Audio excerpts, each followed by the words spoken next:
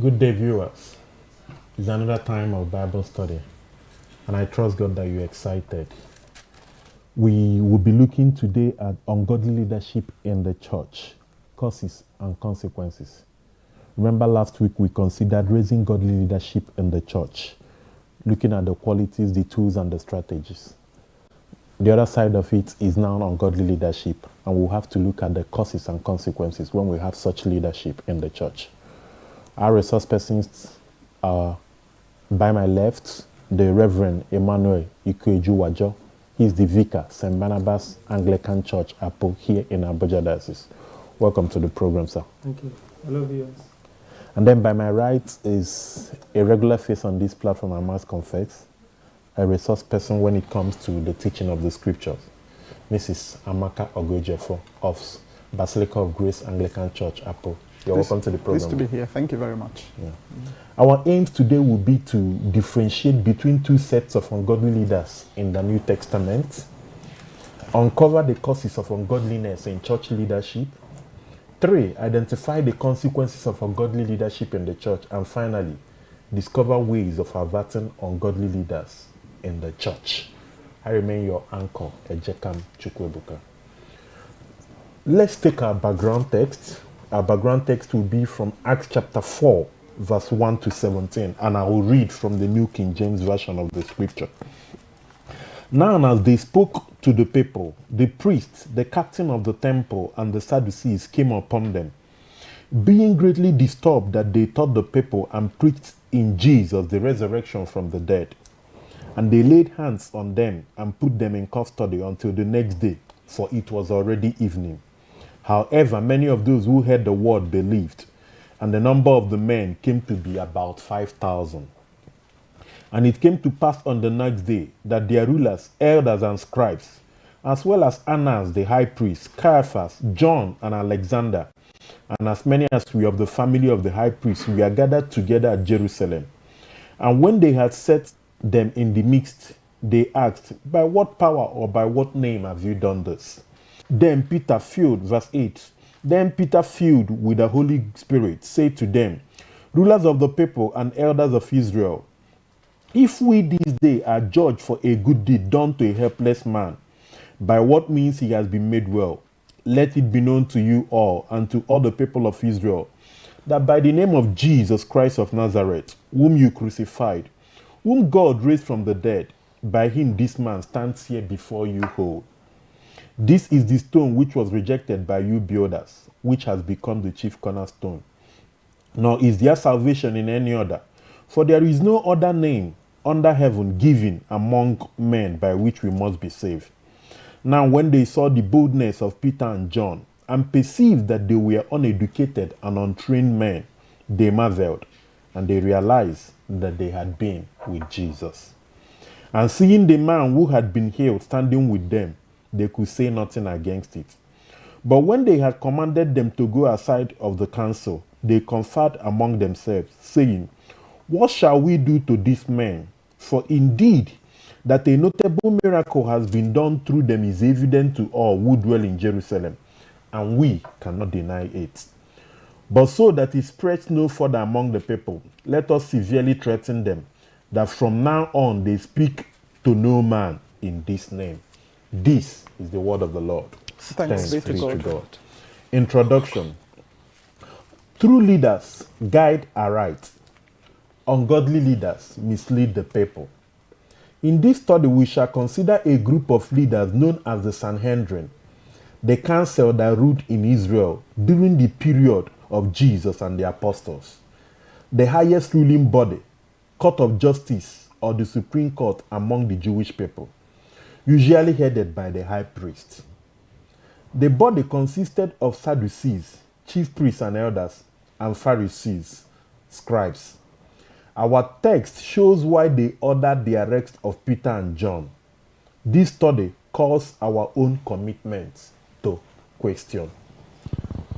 I want to trust God that as we discuss, God will begin to lay it before us that sometimes the issues we struggle with even in his church are so close to us from people inside, not necessarily from people afar off. And I trust God that God will use this study to bless our lives in the name of Jesus. Amen. Reverend Sir. Yes, sir. I would like you to take us through the first question. Let's differentiate between the two sets of ungodly leaders in the New Testament. You help us with Matthew chapter 26, 14 to 16. That Acts chapter 4 is our background text, so I just read through it. Matthew chapter 26, 14 to 16. Help us with Romans chapter 16, verse 18, as well as Galatians chapter 2, verse 4. And then we'll take the response from Reverend. Matthew 26, 14 to 16. Matthew 26, 14 to 16. 14 to 16. Then one of the 12, called Judas Iscariot, went unto the chief priest, and said unto them, What will ye give me? And I will deliver him unto you. And they covenanted themselves with him for 30 pieces of silver. And from that time he sought opportunity to betray him. Thank you very much, sir. Romans 16, 18, as well as Galatians 2, 4. Romans 16 and verse 18. For those who are such do not serve our Lord Jesus Christ, but their own belly, and by smooth words and flattering speech deceive the hearts of the simple.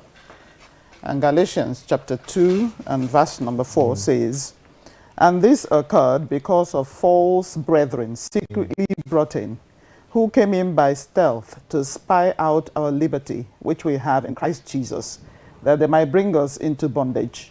Thank you very much, Ma. And I'll read Philippians chapter 3 from verse 14 to 19. Brethren, I do not count myself to have apprehended, but one thing I do, forgetting those things which are behind and reaching forward to those which are ahead. Verse 14 now. I press towards the goal for the prize of the upward call of God in Christ Jesus. Therefore, let us, as many as are mature, have this in mind. And if in anything you think otherwise, God reveal even this to you. Nevertheless, to the degree that we have already attained, let us walk by the same rule. Let us be of the same mind. Brethren, join in following my example, and not those who so walk, as you have us for a pattern. For many walk, of whom I have told you often, and now tell you even weeping, that they are enemies of the cross of Christ, whose end is destruction, whose God is their belly, whose glory is in their shame, who set their mind on earthly things. So, sir, Yes, sir. looking at all these scriptures and tying it to our background text, can you help us differentiate between these two sets of ungodly leaders we have in the New Testament? Well, from where we actually read, I want to pick just two. Number one, we have the first set as people leaders that are willing to take glory to themselves and not to God. They are actually ready to, whatever that is going on should actually be seen as something that, yes, we are the one doing it. We are the ones in charge. We are the ones in charge, exactly. So not really giving the glory or returning the glory back to God. And so when they saw this miracle that took place, they were looking at just mere men, that how can God use this set of people? And that is one. Then secondly, people that are ready to kill the gifts of fervent Christian in the church. So we have such leaders too. And that is also saying that these are the two major set of leaders, ungodly leaders we have in this particular passage read to us. Thank you very much, sir. Ma, you want to make... Well, in addition, I see that the Sanhedrin were outside. They were outside the faith. But we also discover in that passage several people who are Christians, who had come to believe and who were within, and yet they were ungodly. That's a pity. People so close, but yet far off. So far. Wow. I pray that none of us will be among that lot in the name of Jesus. Amen. B says, those in the second group were in Christ's fold, but became ungodly. Why? What lessons for us from this? So you want to also make some quick additions? Okay. Those in the second group were in Christ's fold, but became ungodly. Why? What lesson? Well, if you should look at it very well, they were having this double mindset that what exactly do we do Now some believed that, of course, God has helped Done a them. miracle, yeah. Exactly. But who would take the glory became the problem. So they supported like what Mommy said, the Sanhedrin, and they had no choice because they were the one leading, and so they had to play. And incidentally, these things play out in our time, Exactly, even today. sir. Exactly, Men will sir. rather align to self-glorification Yes. instead of acknowledging that the power of God is still evident Still amongst there. men. Yes. Ma, help us with question C now. What else can cause ungodly leadership in the church today? You read Acts chapter 5, 17 to 18, and then chapter 6, 1 to 2. Reverend, Okay. you read all those. Acts chapter 5, 17 and 18. Yes. And then chapter 6, 1 to 2. Why, Ma, you will help us read chapter 7, verse 51 to 53. Acts chapter 5, 17 to 18. Okay. Then the high priest rose up, and all those who were with him, which is the sect of the Sadducees, and they were filled with indignation, and laid their hands on the apostles and put them in the common prison. Praise the Lord. Hallelujah. Hallelujah. Chapter 6, verses 1 to 2. Okay. Now, in those days when the number of the disciples was multiplying, there arose a complaint against the Hebrews by the Hellenists because their widows were neglected in the daily distribution. Thank you very much, Ma. And then, Reverend Sir, Yes, sir. chapter 7, 51 to 53, the same Acts, and I'll Okay. read 1 Corinthians 3, 1 to 4. Chapter 7. 51 to 53. Okay. Ye stiff-necked and uncircumcised in heart and ears, ye do always resist the Holy Ghost, as your fathers did, so do ye. Thank you very much, sir. So, what else can cause ungodly leadership in the church today? If we start from where we just finished reading now, you will discover that something else that causes ungodly leadership in the church is carnality.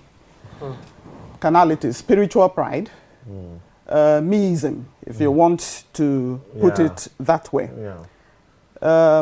When even leaders have not grown, and unfortunately the truth of the matter is that leadership doesn't grow people. The fact that somebody is a leader, a spiritual leader, does not imply that the person is actually mature. Some are flying based on charisma, but character has not developed. Exactly. And you will find out that in such a case, you will find that that leader in output is ungodly. All around such an individual, you will find unrest, strife, misunderstandings, because the person is operating out of the flesh life.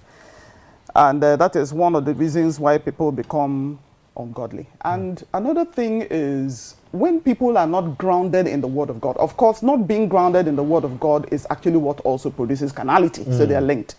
So you find out that some leaders have not also given the Word of God the place that it should have in their lives. In their lives. And when that is the case, you will definitely not be able to give what you don't have. So you will find out that all around such an individual, such a leader, you will also find people who also do not contain the Word of God with its manifestations. Awesome. And there's something, just like you said, Okay. but this issue of division Yes. was categorically mentioned in Yeah, this of course. scripture. St. Paul speaking to the church in Corinthians, he said, there are still divisions among you, are you not carnal? And that seems to be even, unfortunately, prevalent in our time. Yes, sir. Reverend, you want to say something about this issue of division within the church Of as course. a sign of ungodly leadership? Yes, just to buttress Mommy's points, I saw something from what she said, carnality. Foundation is another problem. When the foundation is faulty, you know, how did the person pay his way or get his way in is another problem. What led to his own leadership? As the church comes together to pray and he was selected or elected or he was chosen. So that is the problem. But once a leader pays his way in and all that through crooked means, and of course, definitely you don't expect godly leadership. Wow. It will It definitely will be be like ungodly. garbage in, garbage out. That is just it. What you put in is what comes out. Yes, sir. I pray that God will heal his church in our time in the name of Jesus. Amen. Question number 2 now. What are the possible consequences of ungodly leadership in the church? Ma, I will stay with you on this.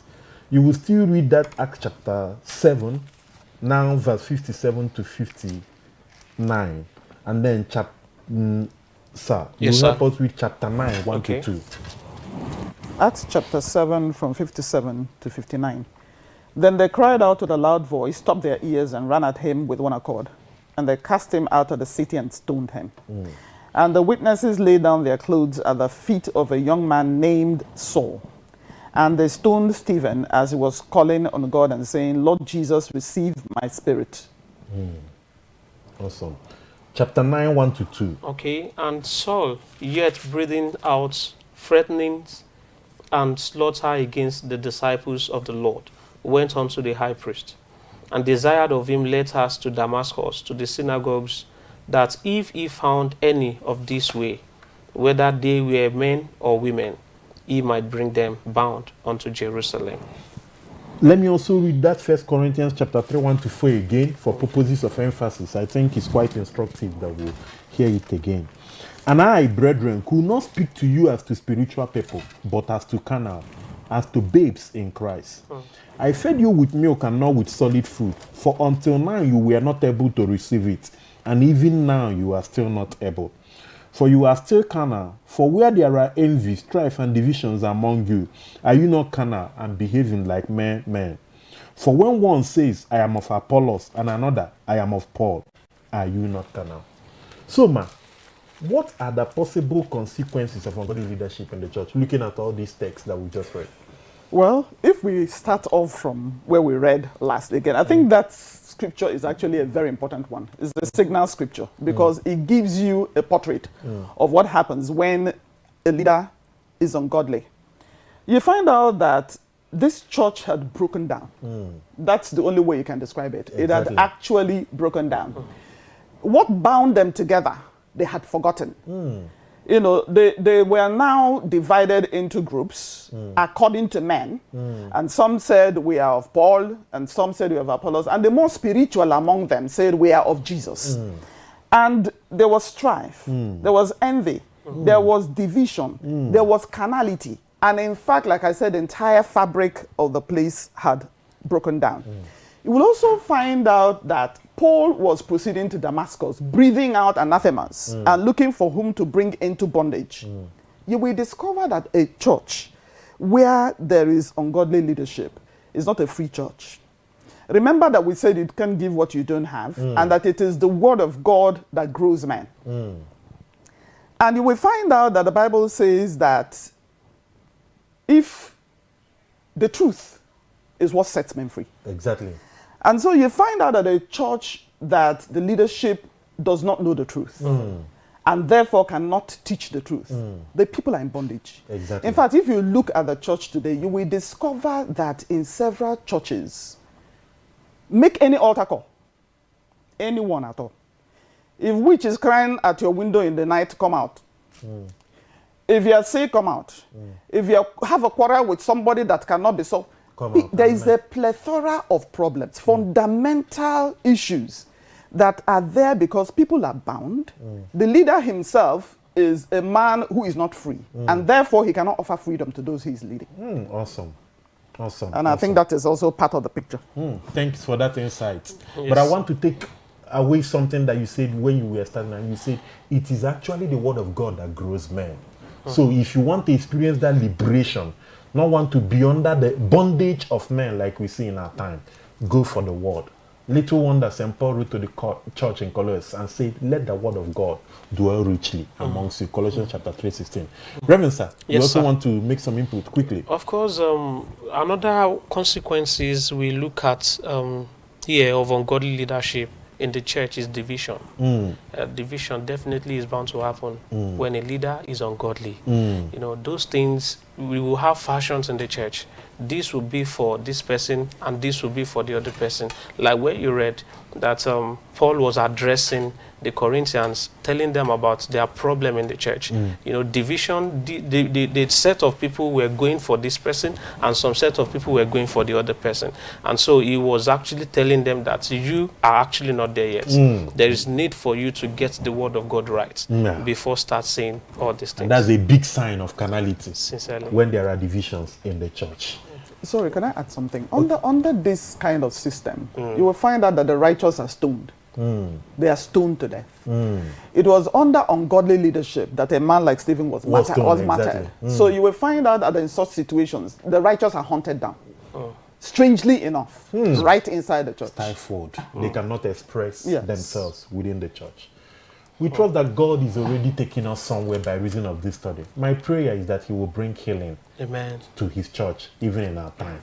We'll be back in a moment to continue. God bless you.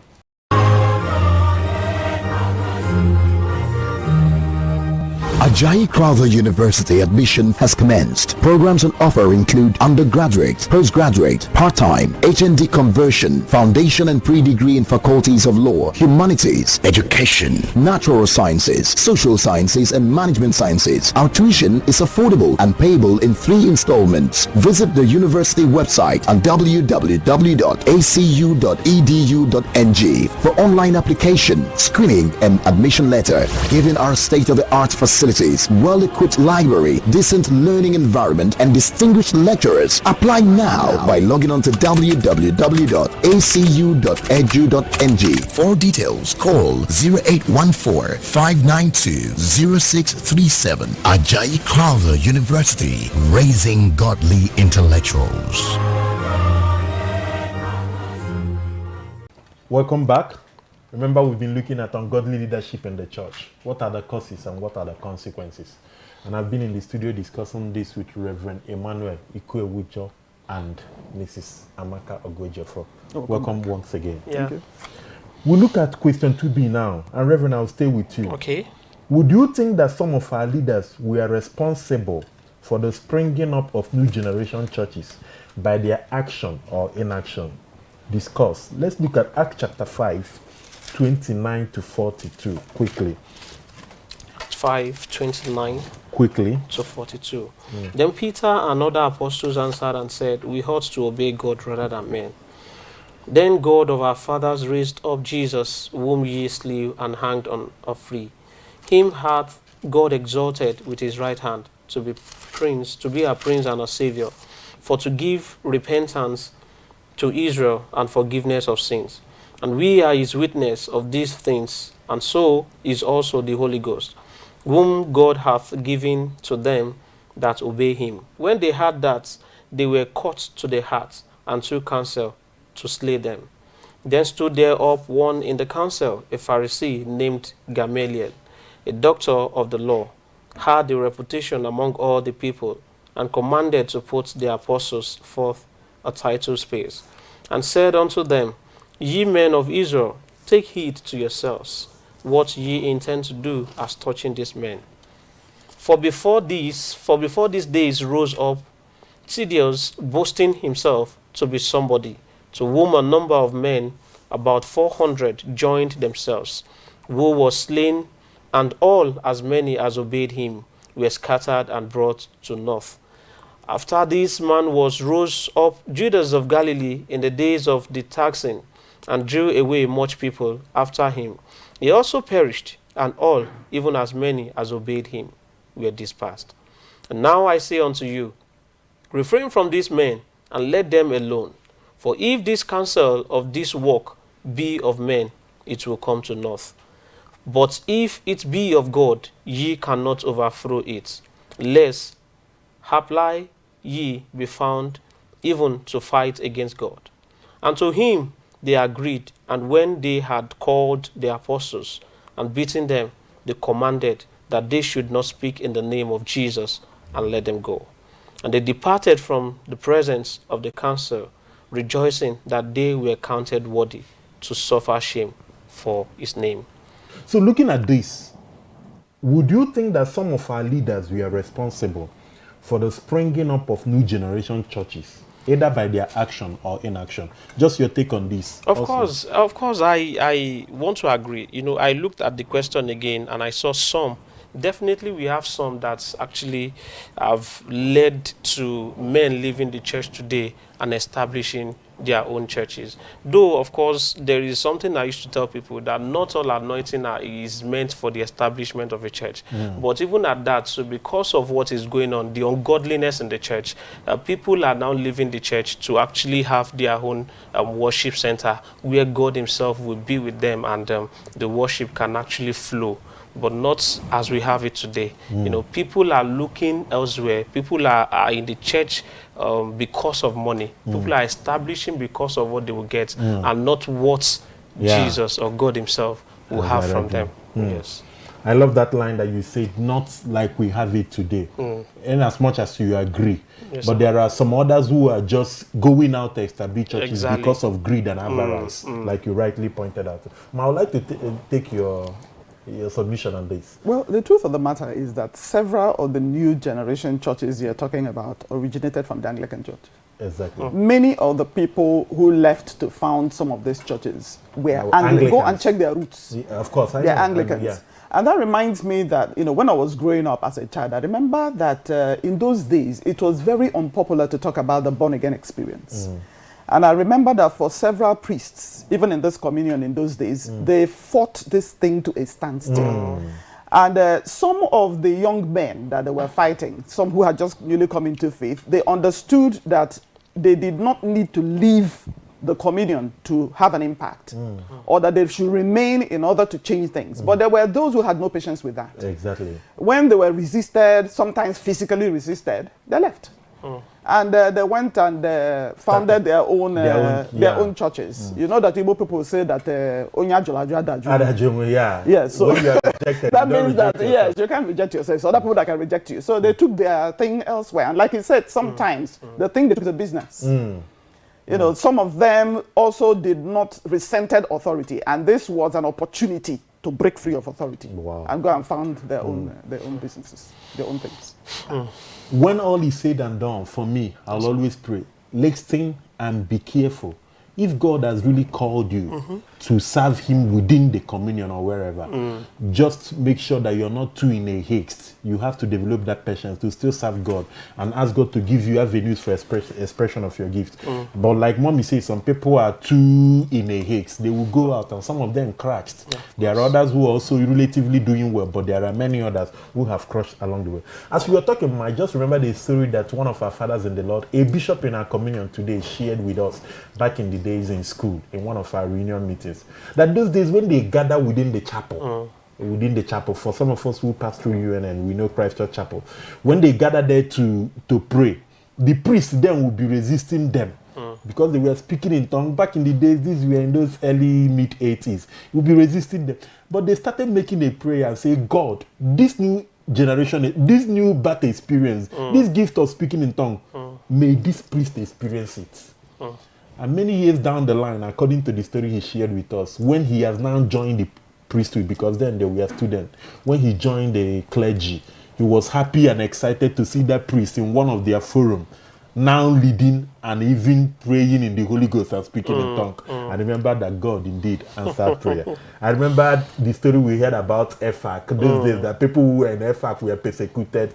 But thank God for the revival that is springing up everywhere in our communion. And we pray that God indeed will make it endure in our time. In the name of Jesus. Amen. Ma, how may we avert or at least reduce the chances of raising ungodly leaders in our church? Let's look at Acts chapter 13, 1-3 quickly, and then you respond. Acts chapter 13, 1-3. Now in the church that was at Antioch, there were certain prophets and teachers. Barnabas, Simeon, who was called Niger, Lucius or Cyrene, Manaen, who had been brought up with Herod, the Tetrarch, and Saul.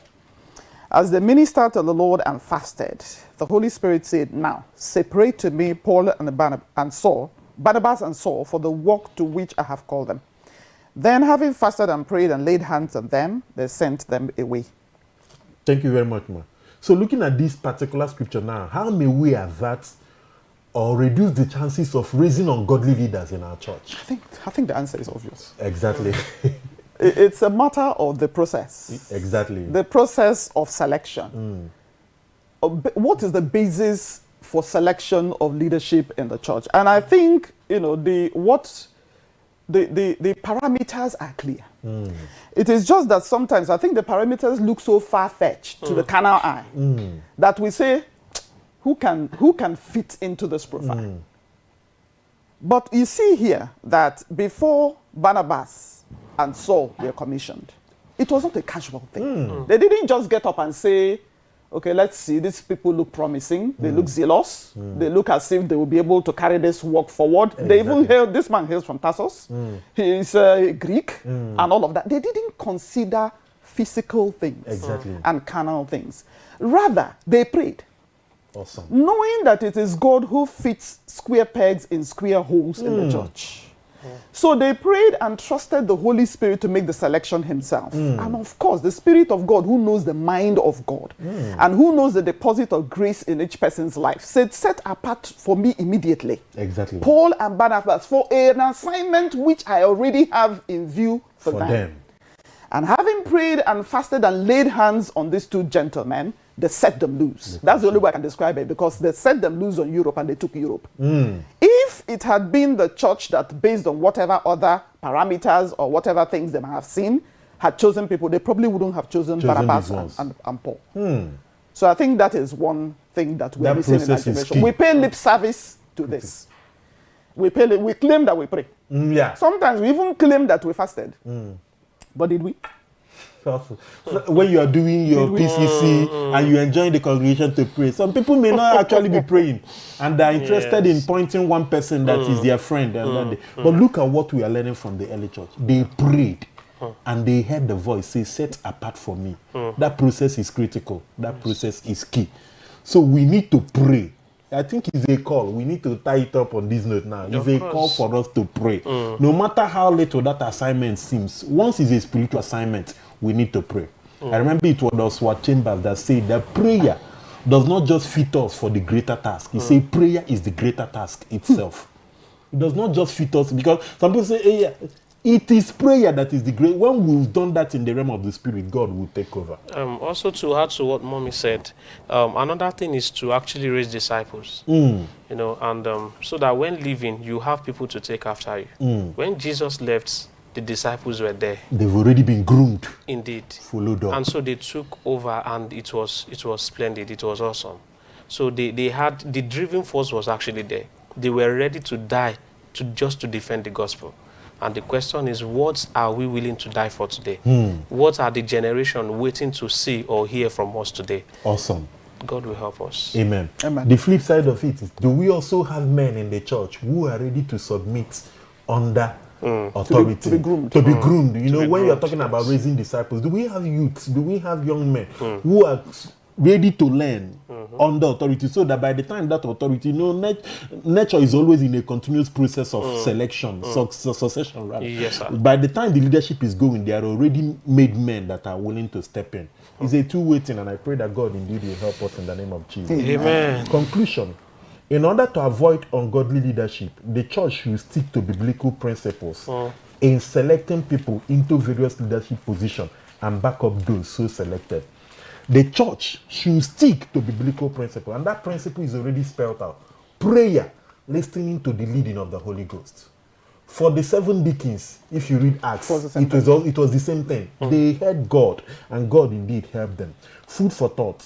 If the church can successfully overcome ungodly living, then she can stamp out ungodly leadership.